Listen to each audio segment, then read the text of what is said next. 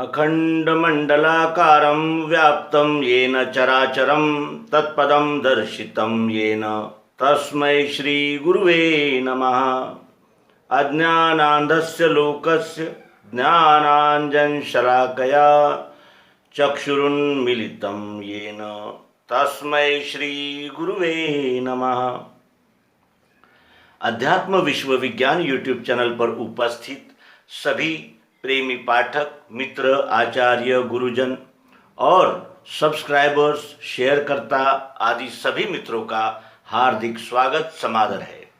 मित्रों, यह अंक इसलिए प्रस्तुत किया जा रहा है कि हम अपनी ओर से अपनी भूमिका का स्पष्टीकरण दे दें। हमारे गुरुवर्य जिन्होंने हमें ये विद्या दी, उनका ऐसा स्पष्ट मत था कि कभी भी अपने व्यष्टि जीवन, व्यष्टि चरित्र, व्यष्टि व्यक्तित्व के विषय में या व्यष्टि भूमिका के विषय में कभी न कहा जाए। इस आसन पर बैठकर केवल अनुभव ही कहना है। अनुभव के बगैर कोई भी बात इस मंच से नहीं होनी चाहिए, ऐसा वचन हमसे हमारे प्रिय गुरुजी ने लिया और हम यथामति उनके वचनों का पालन करने का प्रयास कर रहे हैं। हमारे चरित्र, हमारे व्यक्तित्व की त्रुटियों को हम बहुत अच्छी तरह जानते हैं, क्योंकि आत्मनिरीक्षण, आत्म परीक्षण ही अध्यात्म विज्ञान को प्राप्त करने की पहली सीढ़ी है। जो अपने आप को ही नहीं जान सका, वो विश्व भूमिका तक कैसे पहुंचेगा? और विश्व भूमिका इतनी सामान्य भूमिका नहीं है। विश्व भूमिका तक जाने के लिए हमें अनेक प्रकार की बाधाओं को पार करना होता है, जिसमें जाति, कुल, संप्रदाय, मित्र, शत्रु और अनेक प्रकार के विवाद, और फिर आत्म, जैसे कहते हैं कि स्वयं शासन, या फिर जिसे कहा जाएगा कि पक्षपात और पंथानुभूति आदि अनेक प्रकार की बाधाएं हैं। ये अध्यात्म विज्ञान के साधक अच्छी तरह जानते हैं। फिर अनेक विकार भी है, काम, क्रोध, लोभ, मोह, मद, मत्सर और अनेक प्रकार के ऐसे विभिन्न विघ्न और मुसीबतों को पार करके इस विद्या को सफल बनाना होता है, क्योंकि बहुत सारे स्थित्यंतरों से पार होकर ही ये जीव समझदार और होशियार और जिसे कहते हैं कि गंभीर बनता है। हम बचपन में जितने उछृंखल थे उतने युवा अवस्था में नहीं रहते, और जितने युवावस्था में चंचल रहते हैं उतने वृद्धावस्था में नहीं रहते। जो समझ हमारी बचपन में होती है वो समझ हमारी जवानी में नहीं होती, और जो जवानी में समझ होती है वो बुढ़ापे में नहीं होती, क्योंकि धीरे धीरे मनुष्य को अपने अनुभवों और अपने अध्ययन, अपने परिवेश, अपने सहजीवन से अनेक प्रकार का ज्ञान, विज्ञान, अनुभव मिलता रहता है। जैसे जैसे मनुष्य अनुभव में परिपक्व होता है, वैसे वैसे उसका जीवन की ओर देखने का दृष्टिकोण बदलता चला जाता है। बच्चे को खिलौने का आकर्षण होता है, और युवा को खिलौनों का आकर्षण नहीं होता, कुछ और होता है। फिर बूढ़े को यानी युवावस्था का आकर्षण, बचपन का आकर्षण नहीं होता, कुछ और आकर्षण होता है। क्योंकि जैसे जैसे उम्र बढ़ती जाती है वैसे वैसे मनुष्य अपने आने और जाने के बीच के इस यात्रा को जानने लगता है, समझने लगता है और परिपक्व होने लगता है। इसका उदाहरण देखें कि किसी भी पेड़ को जब फल लगता है तो वो छोटा सा होता है, और उसे खाकर देखेंगे तो वो हमें कड़वा लगता है। फिर कालांतर में वो थोड़ा बड़ा होता है, फिर जब हम उसे खा के देखें तो हमें अनुभव आता है कि वो खट्टा हो गया है, और फिर जब वो पक जाता है, पूरा पक जाता है, तब जब हम खाते हैं तो वो मीठा लगता है। एक ही फल है लेकिन उसके ये स्थित्यंतर है, कड़वा, खट्टा और मीठा। जीवन अंत में मीठा होना चाहिए। शुरुआत तो कड़वे से ही होती है। हमारे जीवन की शुरुआत गर्भावस्था में 9 महीने रहकर ही होती है। लेकिन हमारा अंत इस प्रकार हो कि कबीरा आए जगत में जग हंसे हम रोए, ऐसी करनी कर चले हम हंसे जग रोए। ये प्रयास होने चाहिए। सबको ये प्रयास सिद्ध साध्य होते हैं ऐसा नहीं कहा जा सकता, क्योंकि सबके सामाजिक परिवेश, आर्थिक परिवेश और मानसिक परिवेश आदि अलग अलग होते हैं। सब एक ही स्थिति से नहीं आते। कुछ लोगों को इतना भीषण संघर्ष करना पड़ता है और कुछ लोगों को इतने भीषण यानी वातावरण से निकलना पड़ता है कि कुछ व्यक्तित्व तो उस वातावरण में ही समाप्त हो जाते हैं। ऐसे कई फूल होते हैं जो यानी विकसित होने से पहले ही टूट कर बिखर जाते हैं, मुरझा जाते हैं। और इस प्रकार ये जीवन की रचना है। इस अंक का प्रयोजन यही है कि अध्यात्म विश्व विज्ञान यूट्यूब चैनल ये उन लोगों के लिए नहीं है जिन्होंने इस अध्यात्म को जान लिया है, जो इस अध्यात्म के सिद्धांत पर चल रहे हैं, जो इस अध्यात्म को अपने जीवन का अविभाज्य अंग बना चुके हैं और उनका जीवन ही अध्यात्म विज्ञान हो गया है। ये अध्यात्म विज्ञान यूट्यूब चैनल अध्यात्म विज्ञान की प्राथमिक जानकारी जन जन तक पहुंचाने के लिए और अध्यात्म विज्ञान की ओर जिज्ञासा जगाने के लिए निर्माण हुआ है और इसका संचालन भी उसी दिशा से हो रहा है। जो पहुंच गया है उसे गंतव्य का पता क्या दें, जो जान चुका है उसे और क्या बताना बाकी रह गया है। और न हम में इतनी विद्वत्ता है, न इतना यानी अभ्यास है, न अध्ययन है, न हमारा चरित्र उतना उच्च है, न हमारा जीवन उतना उज्जवल है, कुछ भी नहीं है। केवल एक इच्छा है। क्योंकि ये विद्या यदि हम अपने जीवन की ओर पलट कर देखते हैं तो ऐसा लगता है कि ये विद्या के तो हम हकदार ही नहीं थे। ये विश्व विधाता ने कृपा करके और बड़े ही यानी जिसे कहते हैं कि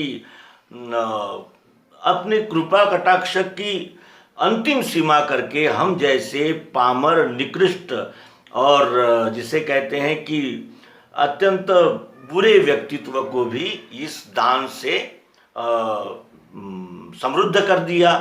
और ये जो अचानक मिला हुआ जो धन है, उस धन का परिचय हम अन्य जनों को भी कराएं, जो कि अध्यात्म, धर्म और आस्था, ईश्वर आदि विषयों को लेकर मठ मंदिरों में भटक रहे हैं, तीर्थ यात्राओं की यात्राएं कर रहे हैं, उपवास, हठ योग, लय योग, प्राणायाम आदि अनेक प्रकार के प्रयास कर रहे हैं। कोई गिरिकंदराओं में बैठा है तो कोई मठों में अध्ययन कर रहा है। इस प्रकार जो विभिन्न प्रकार से विभिन्न दिशाओं से आने वाले जो साधक है, उनको अध्यात्म विज्ञान की दिशा में प्रेरित करना, यही इस YouTube चैनल का यानी उद्देश्य है। दूसरा, हम अपनी ओर नहीं देखते, हम अपने दोषों को निकालने के लिए, अपने विकारों को निकालने के लिए प्रयत्नशील नहीं रहते। हमारा अधिकतर समय इसी में जाता है, वो क्या कर रहा है, वो क्या कर रहा है, वो कैसा है, ये कैसा है, वो कैसा है, वो कैसा है। लेकिन कभी भी हम अपनी आप की ओर नहीं देखते कि हम कैसे हैं, हम में कौन से विकार है। दूसरे के विकारों की गणना करके हमारे विकार नहीं निकलते, उल्टे वो और मजबूत होते हैं। इसलिए कि घर में ही अंधेरा है और हम दूसरे के घर में प्रकाश करने जाएंगे तो अपने घर का अंधेरा तो वैसे ही रहेगा। और जब हमारे घर के अंधेरे को दूर करने की हमारे पास विद्या कला नहीं है तो वो पड़ोसी के घर में उजाला तो हो ही नहीं सकता। ये केवल एक निरर्थक प्रयास ही रहेगा। दूसरा, हम बहुत जानते हैं, ये अभिमान हमारा बहुत बड़ा नुकसान करता है। श्री संत ज्ञानेश्वर महाराज एक जगह कहते हैं कि ज्ञानी तो असफल होते ही है। अध्यात्म को प्राप्त करने की दिशा में ज्ञानी अक्सर असफल होते हैं। क्यों? क्योंकि मैं जानता हूँ, इस प्रकार का जो अभिमान वो धारण कर चुका होता है, उस अभिमान के वजह से उसके आंखों पर एक आवरण आ जाता है और वो आत्ममुग्ध हो जाता है। मैं जितना जानता हूँ उतना कोई नहीं जानता, मैं जितना महान हूँ उतना कोई है नहीं।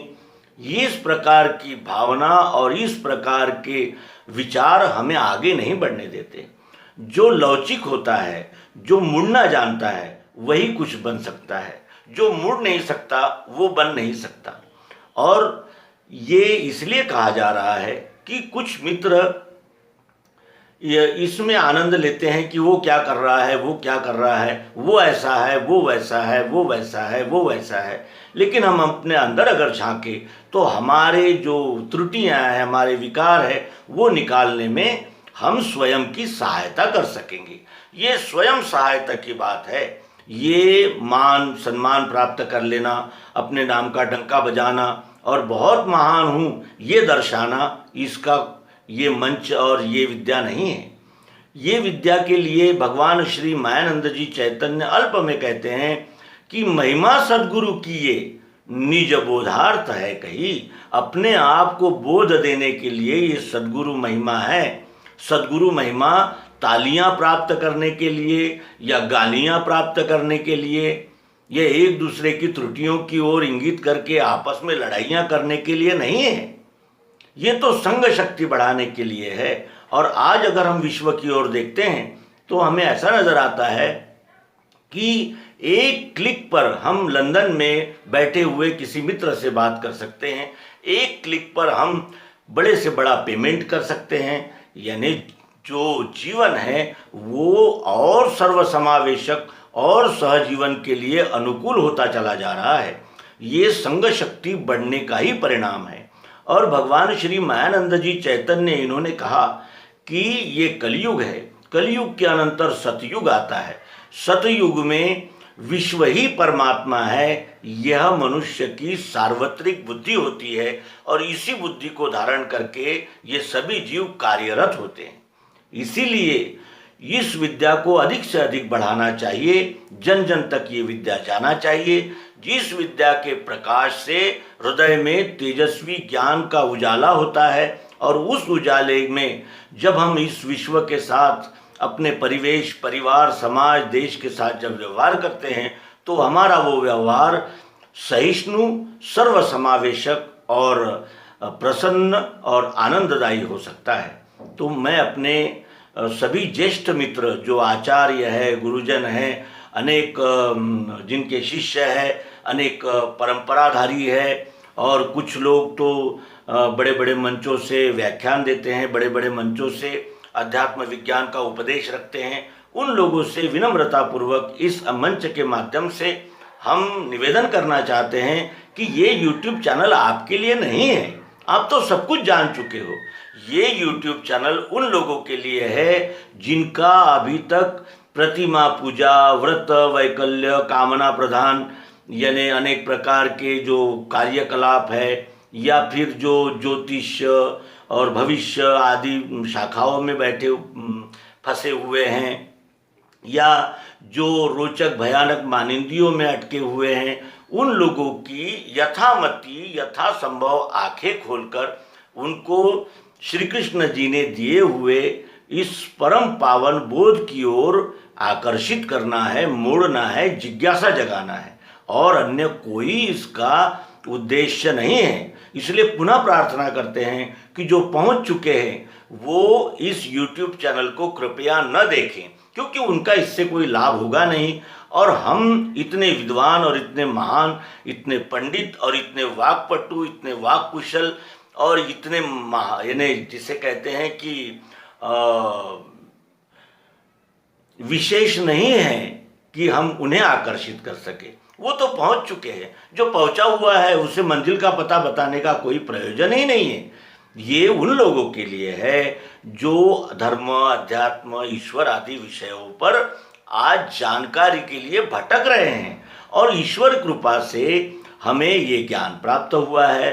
तो हम अपने जीवन का सार्थक अपने मित्रों तक इस ज्ञान को पहुंचाकर उनमें भी इस ज्ञान की ओर मुड़ने की जिज्ञासा जगाने के लिए कर रहे हैं। आप सभी से अनुरोध है कि आप इसको उसकी टीका करने में अपने जीवन को व्यर्थ न करते हुए अपने आप का ही आत्मनिरीक्षण, आत्म परीक्षण करते हुए और अधिक शुद्ध बनते हुए और इस यानी पूर्णत्व की ओर जाने के लिए प्रयास करें।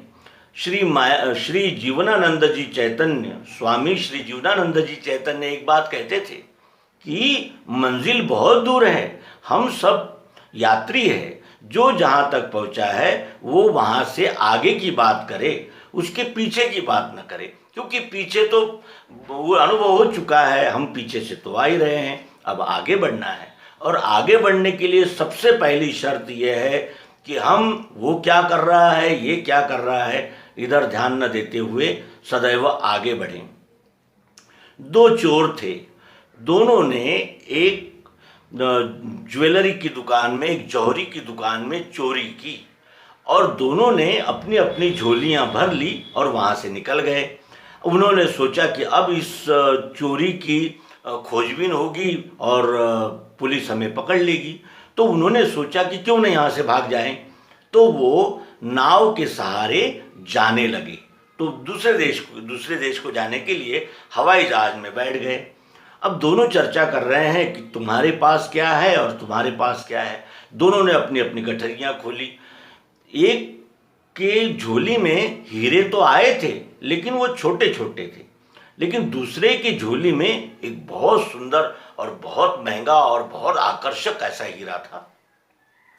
जो उसका मित्र था जिसके पास छोटे छोटे हीरे थे, उसके मन में असूया जागी कि क्यों न मैं इसका हीरा चुरा लूं। इस प्रकार उसके मन में लोभ जागा। दोनों रात में सोए और रात में सोने के बाद उसने क्या किया कि दूसरे जिसके पास हीरा था, बड़ा हीरा, उसकी झोली यानी उसकी संपूर्ण झोली और उसके रूम को पूरी तलाश कर ली, लेकिन वो हीरा मिला ही नहीं। बड़ा अचंभे में पड़ गया। फिर दूसरे दिन उसने तलाशी कर ली, फिर वो हीरा उसे मिला ही नहीं। अरे ये क्या हो रहा है। तब वो अपने मित्र से कहने लगा कि मित्र, मुझे पहले तो माफ़ कर देना, मेरे मन में ये लोभ जागा कि मैं आपका हीरा चुरा लूं, लेकिन बताओ तो तुमने हीरा छिपाया कहाँ है, वो मुझे मिलता ही नहीं, मैंने तो सब कुछ देख लिया। तब वो दूसरा मित्र हंसा और कहने लगा, अरे यही तो मनुष्य की सबसे बड़ी कमजोरी है कि वो सबकी तलाशी लेता है, अपनी तलाशी नहीं लेता। मैं रात में सोने से पहले ये हीरा तुम्हारे कपड़ों में रख देता था, क्योंकि मुझे मालूम था कि तुम अपने कपड़े, अपने सामान को चेक नहीं करोगे, तुम मेरे सामान को चेक करोगे, मेरे सूटकेस और मेरे कपड़ों को चेक करोगे, मेरी गठरी चेक करोगे, ये मैं जानता था। इसीलिए मैं वो हीरा रात में तुम्हारे कपड़ों में रख देता था। ऐसा ही होता है। अब हम स्वयं का आत्मनिरीक्षण, आत्म परीक्षण, आत्म साधना, आत्म स्वाध्याय नहीं करते और अंत समय हम खाली चले जाते हैं। केवल हमारी डिग्रियां रह जाती है कि महान 1008 और महान 108 और पीठाधीश और मठाधीश और महंत और पुजारी और नेता और व्यवस्थापक और महाजन और बड़े आचार्य, ये केवल नाम रह जाते हैं। लेकिन अंत में जब मृत्यु आता है, जब इस शरीर का समापन हो जाता है और आगे हम बढ़ते हैं, तो ये सारे विकारों के संस्कार लेकर ही ये जीव आगे बढ़ता है। और जैसे संस्कार होंगे वैसा ही जन्म होगा, जैसा जन्म होगा वैसी ही दिशा मिलेगी, जैसी दिशा मिलेगी वैसे ही आगे बढ़ेंगे। इतने महत् प्रयासों से आने वाला ये नरजन्म यूं ही निकल जाता है और हम गाफिल और असावधान रहकर अपने जीवन का ही नाश कर लेते हैं। 84 लाख योनियों में और 4 खानियों में सर्वश्रेष्ठ कहा जाने वाला ये नरदेह इसी से स्थूलता पाई स्वरूप बोध के लिए, ये स्वरूप बोध के लिए आया हुआ है। ये जागृति हम अपने प्रिय मित्रों को देते हुए इस अंक का समापन करेंगे और आगामी अंक में हमारे प्रिय मित्र श्री मुरारी साहू, जो छत्तीसगढ़ के पुलिस विभाग में एक अधिकारी हैं, उन्होंने एक प्रश्न पूछा है। उस प्रश्न की ओर बढ़ेंगे। प्रश्न अति मार्मिक है। प्रश्न है कि हमारा उदय कैसे हुआ, सृष्टि का निर्माण, सृष्टि में ये जीव कैसे आया और वो नर तक कैसे पहुँचेगा और नारायण बनने की दिशा में किस तरह अध्यात्म विज्ञान हमारा मार्गदर्शन करता है। इस प्रश्न का यथामति उत्तर देने का हम प्रयास करेंगे। और आप सभी से अनुरोध है कि अपने मन से मत्सर, जलन, ईर्ष्या आदि के जो सूक्ष्म विकार है वो निकालें और अपने आप को अंतःकरण को निर्मल करें। और निर्मल अंतःकरण ही विश्वरूप परमात्मा का परिचय प्राप्त कर सकता है, विश्वरूप परमात्मा की सेवा कर सकता है और विश्वरूप परमात्मा की सेवा करता हुआ अनन्य भक्ति योग द्वारा विश्वरूप ही बन सकता है। नर्मदे।